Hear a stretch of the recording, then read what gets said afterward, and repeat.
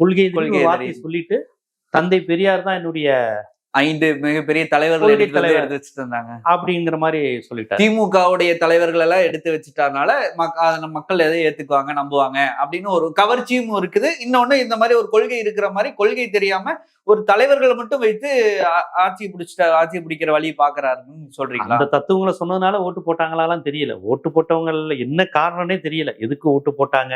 ஓட்டு போட்டவங்க பலரே யோசிக்கிறாங்க, ஓ ஜெயிச்சுட்டாரா அப்படிங்கிறாங்க.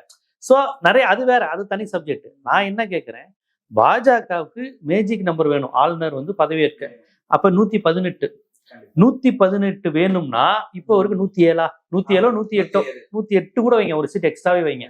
காங்கிரஸ் 4 எக்ஸ்ட்ரா ஒரு சீட்டு கிடைக்குதுன்னே, வாய்ப்பே இல்லைனாலும் வைங்க. 113 சீட்டு இப்போ உங்கள்கிட்ட இருக்குன்னு வச்சுட்டாலே அதை வச்சு பண்ண முடியாது. பாமகவுடைய 4 சேர்த்தாலுமே அந்த நம்பர் வராது.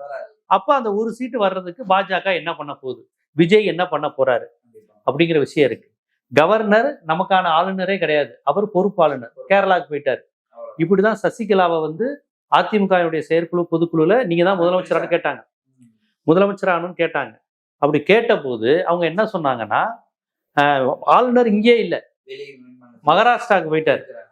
ஏன்னா அவர் பொறுப்பாளுநரா இருந்தார், பொறுப்பாளுநரா இருந்தனால அங்க போயிட்டாரு. இப்பயும் பொறுப்பாளுநரை போட்டிருக்கிறாங்க.